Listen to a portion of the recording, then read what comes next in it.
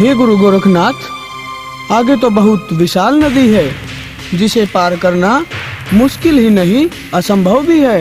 हाँ, और हम धद्रेड़ा नगरी तभी पहुंच सकते हैं जब हम इस नदी को पार करें। हे गंगा मैया, मैं और मेरे शिष्य नदी को पार करना चाहते हैं। कृपया आप हमें रास्ता दें। हे माता, मैं गोरखनाथ आपसे विनती करता हूँ, कृपया आप हमें जाने का रास्ता दें। हमें जाने का रास्ता दो गंगा मैया। गोरखनाथ, मैं तुम्हें रास्ता नहीं दे सकती। इसके लिए तुम्हें अपने एक शिष्य की बलि देनी होगी। अगर तुम्हें ये मंजूर है तो मैं तुम्हें रास्ता दे सकती हूँ। हम किसी भी प्राणी की बलि नहीं देंगे गुरु गोरखनाथ, हम कोई और रास्ता ढूंढ लेते हैं। नहीं सुरतीनाथ जी, हम इसी रास्ते से धद्रेड़ा नगरी जाएंगे।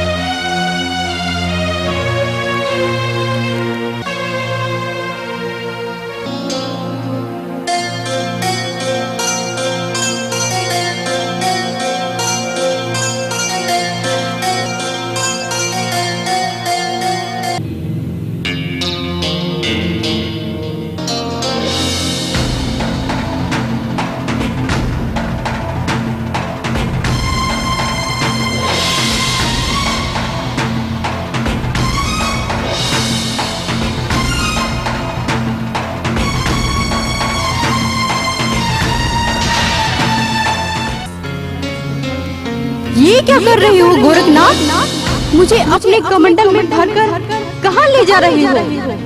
मेरे सूख जाने से सारी सृष्टि में तबाही हो जाएगी। न जाने कितने जीव जंतु जो मेरे अंदर विराजमान हैं, वे बेचारे सभी मारे जाएंगे।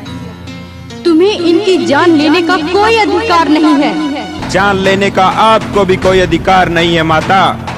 मैंने अपने शिष्यों की रक्षा के लिए, वह रास्ता पार करने के लिए ऐसा किया है, क्योंकि मेरे शिष्यों की रक्षा करना मेरा दायित्व है। तो ठीक है गोरखनाथ, मुझे अपने कमंडल से मुक्त करो और मैं तुम्हें ये 2 फल देती हूँ।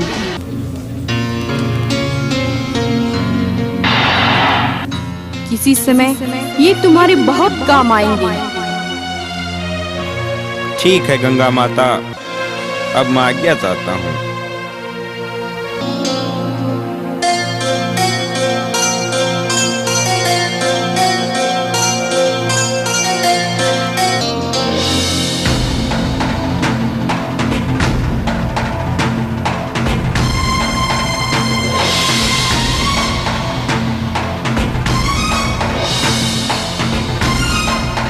मैं माँ हूँ, धरती माँ। जिस प्रकार गुरु गोरखनाथ ने क्रोध में भरकर गंगा को अपने कमंडल में डाल लिया था, इस बात पर एक समय के लिए मैं भी हैरान रह गई थी। लेकिन विधि का विधान यही कहता है, क्योंकि यही फल जो गोरखनाथ को गंगा मैया ने दिए थे, आगे जाकर गोरखनाथ ने रानी काचल को दिए, जिससे उन्हें 2 पुत्रों की प्राप्ति हुई। अब गोरखनाथ धद्रेड़ा नगरी पहुंच जाते हैं। यह खबर आग की तरह पूरी नगरी में फैल जाती है।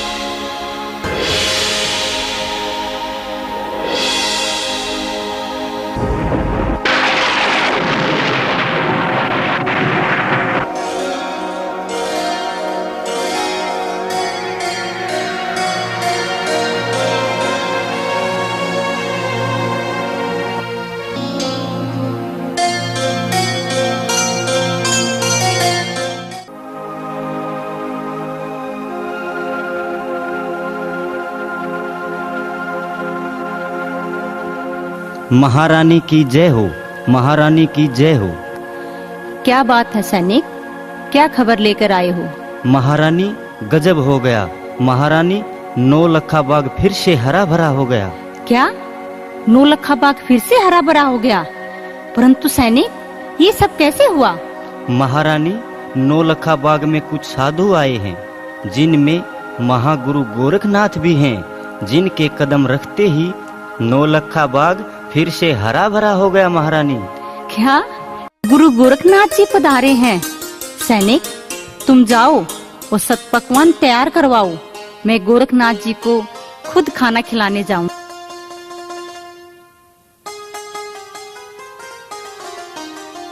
हे गुरु गोरखनाथ, आज मेरी तपस्या सफल हो गई।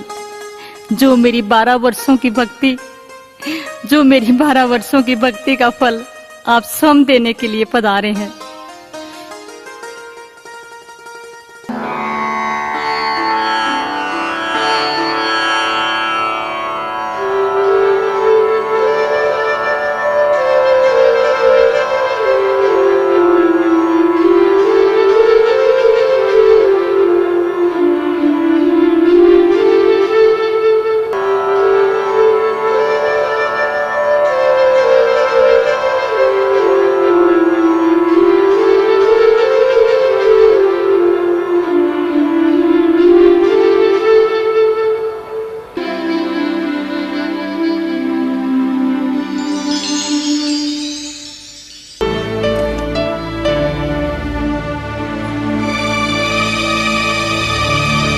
ये लो महाराज, भोजन ग्रहण करो।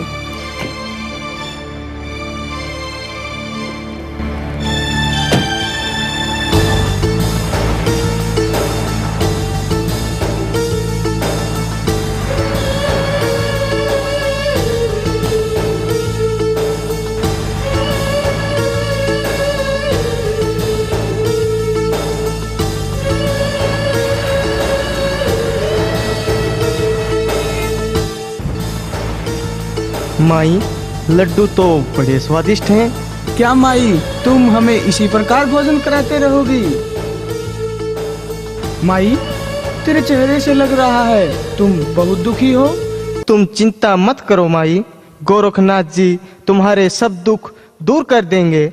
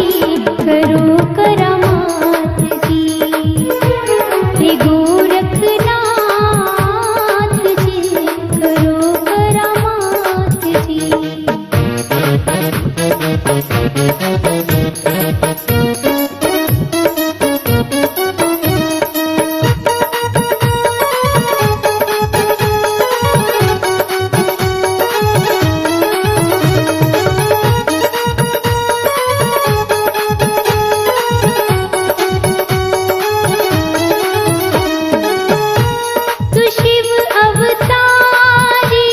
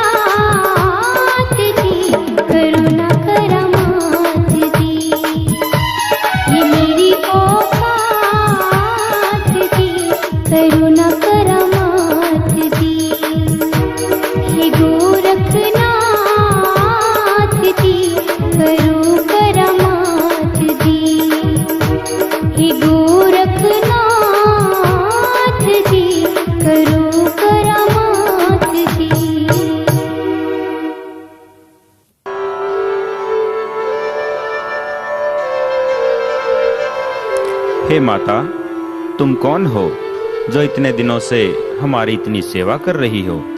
हे गुरु गोरखनाथ, मैं गढ़ ददरेड़ा के राजा जेवर सिंह की पत्नी बाछल हूँ। जेवर सिंह की पत्नी बाछल हूँ। क्या हुआ देवी, तुम रोने क्यों लग गई? क्या तुम्हें धन की कोई कमी है या तुम्हारी ददरेड़ा नगरी पर कोई संकट है? नहीं महाराज, नहीं हमारे कोई धन की कमी है और नहीं हमारे नगरी पर कोई संकट है। सारी प्रजा इतनी सुखी है, लेकिन क्या देवी, रुक क्यों गई? महाराज, मैं संतानहीन हूँ, मेरे कोई संतान नहीं है। सारी नगरी मुझे मनुष्य मानती है।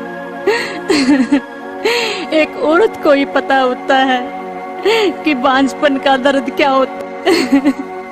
मैं पिछले 12 वर्षों से आपकी पूजा कर रही हूँ महाराज। आप कृपया करके मेरे कष्टों का निवारण करें, मेरे कष्टों का निवारण करें। धैर्य रखो देवी। मैं जानता हूँ तुमने मेरी 12 वर्षों तक कठोर भक्ति की है और जो कोई इंसान मेरी भक्ति करता है, हम उनकी मनोकामना पूर्ण अवश्य करते हैं। इसलिए हे देवी बाछल, तुम कल सुबह आना, हम तुम्हें पुत्र रतन का वरदान देंगे और उसके बाद हम ददरेड़ा से प्रस्थान करेंगे।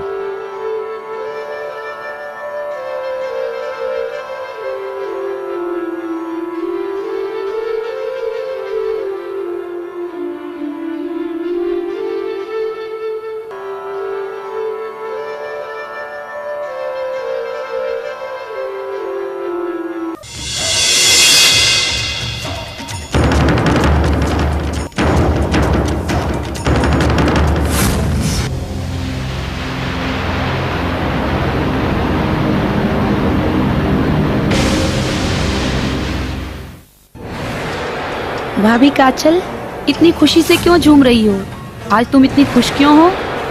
नड़न छबील दे, तुम्हें पता है कल सुबह गोरख जी बहन बाछल को पुत्र रतन का वरदान देंगे, पुत्र रतन का। चौहान वंश को अपना शासक मिल जाएगा। तुम बहुत भोली हो भाभी। अगर तुम्हारे से पहले बाछल माँ बन गई तो तुम्हारी क्या इज्जत रह जाएगी? तुम तो दासी बनकर रह जाओगी और उसका पुत्र ही ददरेड़ा का राजा होगा। हाँ, ये तो मैंने सोचा ही नहीं। छबील दे, कोई ऐसी युक्ति सोचो कि बाछल को वरदान ही ना मिले। वो मैंने सोच लिया है भाभी। सोच लिया है? पर क्या? जल्दी बताओ। भाभी जी, मेरे पास एक युक्ति है। क्यों न तुम बाछल से पहले वो वरदान लेने चली जाओ और जब बाछल पहुंचेगी तो गोरखनाथ वहां से जा चुके होंगे। लेकिन अगर गोरख ने मुझे पहचान लिया तो? तुम्हें कोई नहीं पहचान सकेगा क्योंकि तुम्हारी और बाछल की शक्ल आपस में मिलती है। बस तुम इस बात का फायदा उठाओ। ठीक है ननन जी, मैं कल सुबह ही बाछल से पहले जाकर के वरदान ले लूंगी और बाछल बांझ की बांझ रह जाएगी।